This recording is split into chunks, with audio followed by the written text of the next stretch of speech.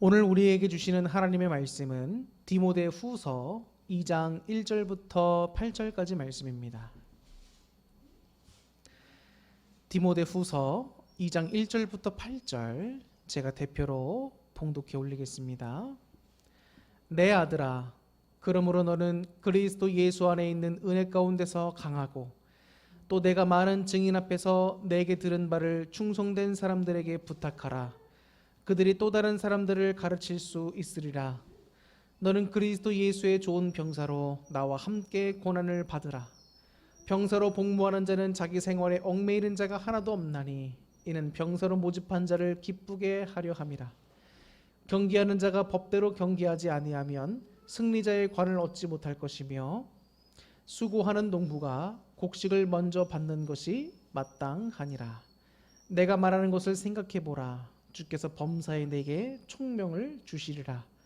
내가 전한 복음대로 다윗의 씨로 죽은 자 가운데서 다시 살아나신 예수 그리스도를 기억하라. 아멘. 할렐루야.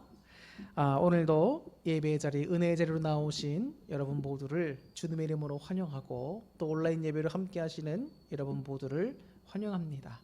오늘도 주님께서 주시는 놀라운 은총과 여러분을 위로하심이 오늘 예배 가운데 있기를 소망합니다. 디모데 후서는 이제 바울에 의해서 기록된 서신이지요. 이 수신자는 에베소 교회에서 목회 사역을 담당하던 이제 디모데였습니다. 바울이 AD 63년에 이제 로마의 가택연금 상태로 있다가 석방을 하게 됩니다. 석방을 해서 이제 1년 단위로 거의 이제 제 4차 전도 유행 혹은 제 5차 전도 유행이 이루어지게 되는데 거의 1년 단위로 석방 후에 계속해서 지역을 옮겨 다니면서 바울은 꾸준하게 복음을 전했습니다. 그래서 이방인의 사도로서의 역할을 최선을 다한 것이지요. 석방된 후에 바울은 이제 서바나라고 하는 곳으로 가게 됩니다. 그게 AD 63년에서 64년 그 1년 사이에 있었던 일입니다. 서바나에 가서 선교를 하게 되는데 지금으로 말하면 스페인입니다. 당시 스페인은 땅의 끝으로 여겨지는 곳이었어요. 서바나에 가게 됩니다. 그리고 64년부터 65년경에 이제 그레데라고 하는 곳으로 방문하게 됩니다. 그곳에서 여러분들이 너무나 잘 아시는 이제 디도를 거기에 체류시킵니다. 그러면서 그 지역에 있는 교회를 담당해서 목회 사역을 감당할 수 있도록 하게 되지요.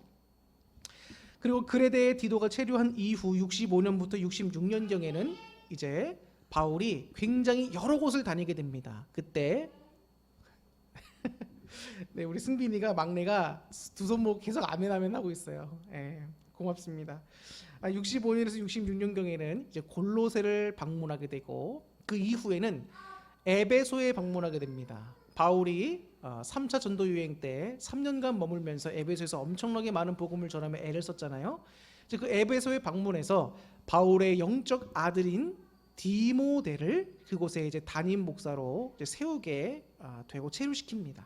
그리고 나서 바울은 거기서 머무르지 않고 마게도냐에 있는 첫 번째 그 선교 도시였던 빌립보를 방문하게 됩니다. 그 빌립보에서 바울이 여러분들이 너무나 잘 아시는 디모데 전서와 디도서를 기록을 하게 됩니다. 그리고 나서 이제 니고볼리를 가게 되고 그리고 AD 67년에 로마에 2차로 투옥당하게 됩니다. 그 로마에 투옥당한 상태에서 이제 디모데 이제 후서 그 기간에서 디모데 후서가 이제 마지막으로 쓰여지게 되고 1년 후입니다. AD 68년에 바울이 드디어 순교를 당하게 됩니다. 그래서 바울이 이 서신을 쓸 당시 AD 67년경인 것이죠. 그리고 그 당시가 이제 로마의 네로 황제에 의해서 기독교에 대한 어떤 그런 대박해가 이제 시작될 때였습니다. 그래서 로마의 대화재가 일어나게 됐는데 그 책임을 아무 죄도 없던 그리스도인들에게 네로 황제가 다 뒤집어 씌워서 핍박하게 됐죠. 그런데 그 당시에 그리스도인들을 향한 핍박은 로마시에 국한되어 있었다고는 하지만 이제 그 로마시에서 있었던 그리스도인들 핍박은 이제 전역으로 이제 퍼져나가게 되는 그런 어떤 그런 시작점에 있었다라고 볼 수가 있었던 것이죠. 그러면서 사도 바울이 특별히 이 디모데 후서 서신을 쓰면서 이제 그런 외부적으로 그리스도인들에 대한 어떤 핍박, 압박 이런 것들이 있었었고, 그 다음에 또 하나 바울이 염려했던 것이 뭐냐면, 여러분 당시에 어떤 이단주의가 정말 그 교회를 힘들게 했다라고 그랬었죠. 바로 영지주의입니다. 영지주의. 이 바울 시대 때 생겨난 영지주의는 그 영지주의의 거의 그냥 발화 상태라고 할 수 있습니다. 정말 초창기 상태. 그런데 그런 영지주의 사상이라든지 이런 것들이 교회 내에 침투해 들어와서 이제 믿는 성도들의 믿음을 굉장히 낙심시키고 흔드는 일을 많이 했던 것이죠. 그런 상황 가운데서 바울은 죽음을 눈앞에 두고 이제 마지막 유언처럼 디모데 후서를 쓰면서 디모데에게 이제 목회적 그런 복음 전파자라는 어떤 그런 복음 전파자 사명에 계승을 하면서 여러 가지 권면과 교훈을 남겨주고 있습니다. 이 디모데 후서를 기록한 목적을 우리가 반드시 살펴봐야 하는데, 여러분 서신서들을 살펴볼 때 가장 중요한 것이 뭐라 그랬었죠? 먼저 누구에게 쓴 것이고 어떤 상황에서 어떤 목적을 가지고 썼는지를 파악하는 것이 굉장히 중요하다라고 여러 번 여러분들에게 누차 말씀을 드렸죠. 이 디모데 후서를 쓴 목적은 크게 두 가지입니다. 첫 번째는 뭐냐면, 자신의 사랑하는 영적 아들이었던 디모데를 너무나 만나기를 원했습니다. 그러면서 자신에게 이제 속히 오고 속히 만났으면 좋겠다라는 내용들이 담겨 있지요. 근데 그 배경에는 이렇습니다. 1장 우리가 성경을 보면 디모데 후서 1장 이제 후반부를 보면 뭐라고 나와 있냐면 15절에 이렇게 나와 있습니다. 아시아에 있는 모든 사람이, 이것은 뭐냐면 아시아 지역에 있던 교회들이 있지 않습니까? 그 아시아 지역에 있던 교회들에 속한 많은 성도님들이 바울에게서 돌이켰다라는 거예요. 돌이켰다. 그들이 예수님을 믿지 않고 신앙을 다 포기했다는 의미가 아니라 어떤 인간적인 신의를 다 저버리고 바울에게서 다 돌이켰다는 겁니다. 이제 바울을 여러분 로마에 2년 동안 가택연금 상태에 있을 때는 바울이 죽지 않았었죠. 그러니까 그 바울이 석방될 것도 성도들이 기대하면서 이제 물심양면으로 돕는 것도 있었고 수종 드는 것도 있었고 막 했었습니다. 그런데 바울이 이제 2차로 로마에 투옥됐을 당시에는 이제는 일반 죄수들과 똑같은 상황으로 투옥이 됩니다. 그러면서 이제 쇠사슬을 차게 되고 추운 지하 감옥에서 건강이 날로날로 악화되어져 가고, 그 다음에 1년 후에 이제 드디어 사도 바울이 순교당하는 일이 발생을 하게 되잖아요. 그러다 보니까 이제 성도님들이 이제 사도 바울이 하나님의 대사도라고 하면서 이렇게 갇혀서 이런 상태로 있어야 되는가 아마 회의를 느꼈을 수도 있고, 혹은 이제 사도 바울은 끝났다, 우리가 뭐 더 기대할 것이 없다, 그러면서 떠났을 수도 있습니다. 그래서 바울을 수종들던 많은 사람들이 다 떠나갔어요.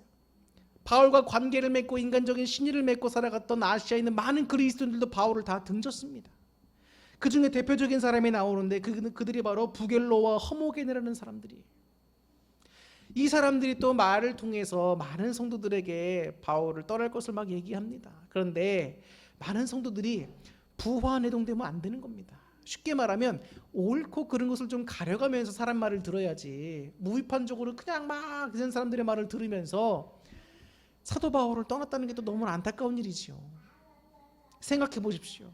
자기의 죽음이 정해져서 임박했고, 자기를 따르던 많은 그리스도인들, 자기를 도와주고 협력해주던 많은 사람들, 자기를 위로해주고 그 어렵고 투옥되는 순간들마다 함께했던 많은 사람들이 인간적인 신의를 저버리고 다 떠났다고 생각해 보세요. 그게 말년에. 제가 이 말씀을 읽으면서 준비하면서 제 마음이 막 울컥하더라고요. 이거는 목회자적인 마음, 어떤 그 사역자적인 마인드에서 생각할 때 그런 생각이 들었습니다. 제가 지금 목회하고 있고 여러분들 관계를 맺고 살아가고 있지만 어느 한순간 여러분들이 인간적인 신의를 다 쳐버리고 다 떠난다고 한번 생각해 보세요. 그러면 그 목회자의 남겨진 마음이 어떨까? 그 바울의 마음이 어땠을까? 그런데 바울은 그 속에서도 자기 후배 목사이면서 영적인 아들로 여겨지던 디모데에게 자신의 불평불만 넋두리를 하지 않습니다. 그에게 오직 예수 그리스도에 관해서 집중하며 얘기합니다. 예수 그리스도. 오늘 본문을 볼까요? 오늘 본문에 보면 여러분 2장 1절에 뭐라고 나와 있죠? 내 아들아, 디모데에게 말하는 겁니다. 내 아들아, 그러므로 너는 그리스도 예수 안에 있는 은혜 가운데서 강해야 된다는 거예요. 그리스도 예수 안에 있는 은혜 가운데서 강해야 된다. 여러 가지 상황이 힘들 수 있고, 사람들이 나를 어렵게 할 수 있고, 나를 배신할 수 있고, 떠날 수도 있고, 다 힘든 상황이 있습니다. 여러분, 바울이 그의 선교 여정을 했었던 그 모든 인생이 여러분 얼마나 고난의 연속이었습니까? 굶주리고 헐벗고 매맞고 죽을 뻔하고 배가 파손되고 머리 들 곳 없어서 그도 여러 가지 옮겨가면서 사역해야 됐고, 자비량으로 선교해야 했고, 여러분 동족의 위협 얼마나 많았습니까? 그런데 바울은 그 모든 상황들을 다 겪으면서 뭐라고 디모데에게 말하고 있습니까? 뭐라고 권면하는 거예요? 그리스도 예수 안에 있는 은혜 가운데서 강해야 된다. 그러면서 말합니다. 3절에 너는 그리스도 예수의 좋은 병사로 서서 나와 함께 고난을 받아야 한다는 거예요. 목회자로서, 복음 사역자로서, 하나님이 세우신 사람으로서 그의 복음 증언하는 일을 감당하다 보면 여러 가지 어려움이 닥칠 수 있습니다. 교회 외적으로는 네로 황제의 이제 핍박이 시작되고 있고, 교회 내적으로는 이단 영지주의 사상들이 들어와서 힘들게 하고 있고, 교회 안팎으로 힘들어진 상황 속에 있습니다. 사도 바울은 죽음의 날을 앞두고 있고, 그 디모데에게 마지막으로 하는 그 권면이 뭐냐면, 어떤 상황에 다가온들지 우리가 반드시 해야 될 것이 뭐냐? 그리스도 예수 안에서 그 은혜를 기억하면서 강해져야 한다는 거예요. 그래서 우리가 어떤 사람으로 서야 한다? 강한 주의 병사로 서야 한다는 것입니다. 강한 주의 병사. 여러분, 강한 주의 병사를 지금 말씀해 주고 있습니다. 하나님께서 세우신 사역자는 어떤 마인드여야 되는가? 첫 번째 어떤 마인드여야 한다? 병사와 같은 마인드가 되어야 한다는 것이죠. 근데 병사는 어떤 사람입니까? 4절에 보니까 병사로 복무하는 자는 자기 생활에 얽매이는 자가 하나도 없나니 이는 병사로 모집한 자를 기쁘게 하려 한다는 것입니다. 자, 이것이 무슨 말일까? 자, 군인들을 한번 생각해 봅시다. 군인들. 자, 남성들은 이제 군대에 의무적으로 가게 돼서 병역의 복무를 지고 나오잖아요. 군대에 가면 여러분 자기 개인적인 사생활이 참 어렵습니다. 군대 나름대로 일과가 있고 훈련이 있고 나라를 지키는 국방의 의무를 다해야 되고 하다 보면은 자기 생활에 얽매일 수가 없는 겁니다. 사적으로 밖에 나갈 수도 없는 것이고 그 병사 일에 최선을 다해야 되죠. 그리고 상관의 명령의 뜻을 따라서 다 움직여야 합니다. 그런데 그리스도인들, 특별히 목회자뿐만 아니라 이 시대를 살아가는 우리 모든 선택받은 성도들로서, 복음 전파자의 사명자가 세워진 우리 성도들로서 우리는 그러한 병사와 같은 자가 되어야 된다는 거예요. 그러면 목사님, 자기 생활에 얽매이는 것, 즉 우린 사생활들을 그럼 다 포기하고 주의 일에 올인해야 합니까? 우리가 밖에 나가서 사회생활하고 일하면서 우리가 돈 버는 거, 여러 가지 생활하는 거 다 포기하고 교회에만 올인해야 하고 복음 전파에만 올인해야 합니까? 이렇게 질문할 수 있습니다. 그런데 바울이 말씀하고 있는 것은 그런 의미가 아닙니다. 특별히 하나님의 뜻에 따라 특별하게 세워진 목회자에게 주는 목회 서신이기 때문에 목회자는 특별히 더 어떻게 해야 한다? 주의 복음을 전하는 일을 감당하는 데 있어서 그것을 회방하거나 방해할 수 있는 여러 가지 사적인 일들은 자꾸 떨쳐버려야 된다는 겁니다. 사적인 일을 아예 금해라가 아니라 해야죠. 그리고 복음사역도 해야죠. 그런데 복음사역과 하나님께서 맡겨진 사명을 감당할 때 방해가 되는 일이 있다면 하나씩 내려놔야 된다는 거예요. 그게 병사로서, 그게 주님께서 세우신 복음 사역자로서 합당한 태도라는 것입니다. 그렇다면 강하다는 표현은 무엇입니까? 그냥 병사가 아니라 강한 병사로 서야 한다는 것입니다. 강하다는 것은 여러분, 한 번도 안 지는 것이 강한 것이 아닙니다. 때로는 지는 것이 더 강하다라는 말이죠. 우리가 살아가는 이 모든 시간은 다 여러분 영적 싸움에 있습니다. 영적 선상이 있습니다. 예수님께서도 말씀하시죠. 우리가 싸울 대상은 혈과 육에 있는 것이 아니요 영적인 악한 세력에 있다고 말씀하시지 않습니까? 우리는 눈에 보이지 않는 영적 싸움을 날마다 하고 있습니다. 그런데 이 악한 영과 영적 싸움을 하다 보면은 여러 가지 상황과 마음의 낙심됨과 또는 성령 충만받지 못함과 또 하나님의 말씀을 멀리하고 하나님의 관계에 소원해짐과 여러 가지 상황 속에서 영적 싸움에서 우리가 때로는 지고 넘어질 때도 있단 말이에요. 여러분, 약한 것은 뭡니까? 약한 것? 넘어져 있는 그대로, 진 상태 그대로 비관하고 실망하면서 그대로 쓰러져 있는 경우가 정말 약한 사람인 거예요. 그런데 강한 사람은 어떤 사람입니까? 그런 자신의 모습을 인정하고 예수 그리스도를 의지하면서 다시 일어나서 달려가는 신앙의 사람, 그 사람이 정말 강한 겁니다.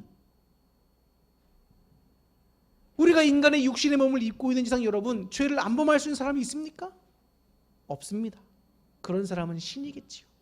우린 늘 날마다 저마다의 죄를 짓기도 하고 똑같은 죄를 반복해서 짓기도 하고 혹은 죄를 짓는 횟수가 적어졌다 할지라도 반드시 사람은 죄를 짓게 되어 있어요. 그렇기 때문에 인간의 한계가 있고 인간의 연약함이라고 표현됩니다. 그런데 여러분, 정말 강한 주의 군사는 자신을 바라보지 않습니다. 나를 온전케 하신 예수를 바라보면서 다시 일어나서 믿음을 지키며 싸우며 달려나가는 거예요. 바울이 마지막 유언과 같은 이 디모데 후서에서 유명한 말을 디모데에게 남깁니다. 나는 선한 싸움을 싸우고 경주를 달리면서 믿음의 선한 싸움을 싸우고 지켜왔다는 거예요. 충성되의 주님의 그 사명을 감당했다는 겁니다. 믿음의 싸움을 우리는 날마다 싸워야 해요, 여러분. 포기하면 안 됩니다. 악한 영들이 지금도 여러분들을 넘어뜨리려고 얼마나 역사하는지 아십니까? 하나님을 오해하게 하고 마음을 힘들게 하고 상황과 여러 가지 요인 가운데 낙담하게 만들고 신앙에 대한 회의를 갖게 만들고, 사탄의 이런 전략은 여러분 예전부터 지금이나 변함이 없어요. 늘 똑같습니다. 그래서 성경에서는 말씀합니다. 너의 마음과 생각을 지켜야 한다는 거예요. 마음과 생각을 지켜야 한다.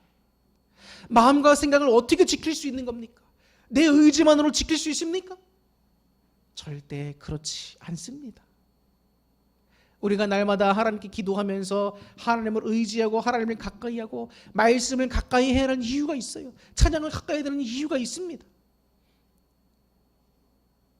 내 안에 성령님이 충만히 거하시고 내가 영적으로 주님 뜻대로 살아갈 수 있는 에너지를 충만히 공급해 주실 때, 하나님과 친밀한 교제를 나누면서 마음이 열려 있을 때, 그 마음에 하나님 말씀이 심겨지고 그 말씀 따라 살려는 내 삶의 움직임이 있을 때, 그때 마음의 상태와 내 생각을 지킬 수가 있게 되는 거예요.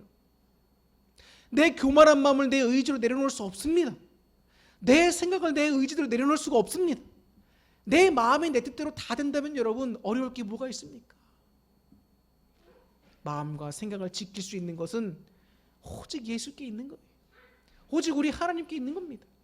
그러니까 바울이 첫 번째 2장 1절 말씀에 뭘 얘기하고 있습니까? 내 아들아, 그러므로 너는 그리스도 예수 안에 있는 은혜 가운데서 강해져야 한다. 강해져야 한다. 뭐 힘을 키우라는 것도 아닙니다. 다른 걸 하라는 것도 아닙니다. 예수 그리스도를 기억하고 그 은혜 가운데 거하라는 거예요. 그래야 주의 강한 군사가 되어서 어떤 상황 가운데 있어서도 흔들리지 아니하고, 또 때론 넘어질 수 있고 실수할 수 있어도 다시 일어나서 주님께서 맡겨진 사명자의 길을 걸어갈 수가 있다는 것입니다. 고난이 다가온다, 주의 말씀을 전하면서 신앙생활 한다고 어려움이 다가온다고 포기하지 말고 나와 함께 뭘 받으라? 고난을 받으라. 고난을 받으라. 사도 바울이 말하는 믿음을 지켰다라고 하는 말은 여러분 그냥 지키는 것이 아닙니다. 싸웠다는 거예요. 싸웠다. 뭐 주먹다짐으로 피 터지게 싸웠다가 아니라 영적으로 싸웠다는 거예요. 그 믿음을 허물고 낙담시키고 하나님의 사명을 감당하지 못하게끔 했던 그 모든 악한 세력들의 어떤 공격으로부터 자기 마음과 믿음을 계속 지켜왔다는 거예요. 싸워왔다는 겁니다. 사랑하는 성도 여러분, 혹시 여러분들 가운데 하나님을 오해하고 그리스도의 용서의 은혜와 사랑을 오해하고 신앙을 오해하고 낙심 가운데 있는 자들 없습니까? 상황과 환경이 어렵다고 믿음과 신앙을 포기하고 세상으로 나가고자 하는 이들은 없습니까? 여러분, 그런 사탄의 유혹에 속지 마십시오. 믿음을 지키고 싸워야 합니다. 우리를 온전케 하신 예수님을 바라봐야 되고 주님께서 주신 그 은혜들을 우리가 기억하면서 자꾸 주님께로 마음을 향해야 되고 눈을 향해야 돼요. 성령님의 도우심과 충만함을 간구해야 합니다. 제가 여러분들에게 말씀을 여러 번 드렸습니다. 성령님을 기도하면서 체험한 것은 여러분, 어떻게 보면 정말 이 신앙의 진정한 신앙의 시작이라고 볼 수 있는 거예요. 시작점. 성령을 체험한 것이 여러분 끝이 아니라니까요. 내가 이제야 비로소 하나님의 자녀다운 온전한 그리스도인으로서 살아갈 수 있겠다라고 하는 그 시작점, 첫 시작점이 바로 성령님의 인격적인 체험이라 할 수 있습니다. 그래서 교회에 다닌다고 신앙의 시작이 아니에요. 교회에 다니는 사람과 성령님을 체험한 사람과의 차이가 어마어마합니다. 내 뜻대로 할 수 없는 것도 성령님께서 임하시면 할 수 있게 됩니다. 성경에 있는 하나님의 말씀이 어렵게 느껴지고 힘들게 느껴진다 할지라도 하나님께서 주신 명령들은 결코 무거운 것이 아니라는 거예요. 가볍다는 겁니다. 왜?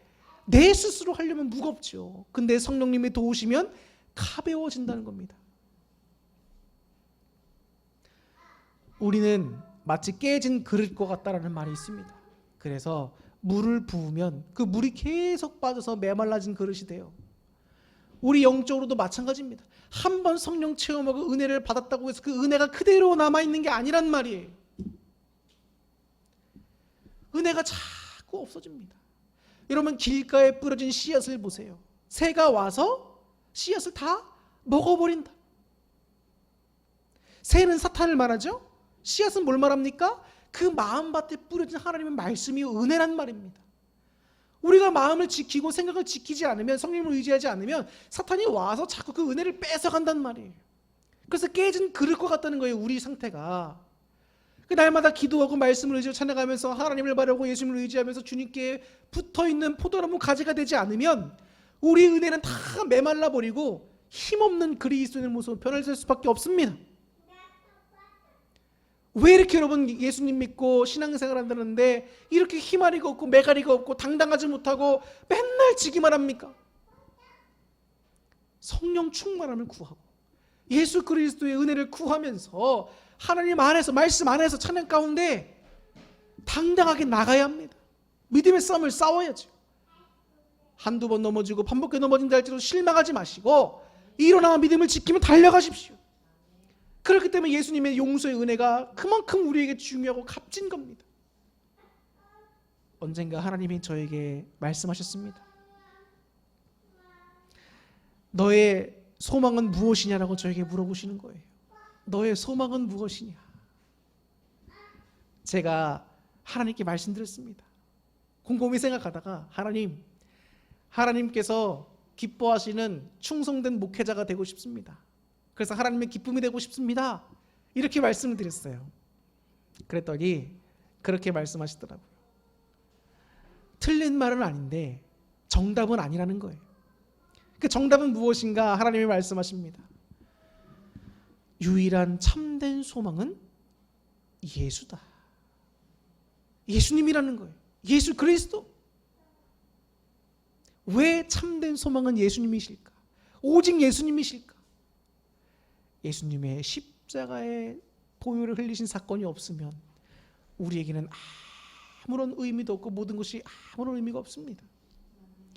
이 땅에서 아무리 누리고 살아간다 할지라도 죽으면 지옥인데 무슨 의미가 있으며, 우리가 신앙생활하고 한다 한들 예수님의 용서함의 은혜가 없으면 죄 때문에 결국은 다 죽게 되는데 무슨 의미가 있습니까?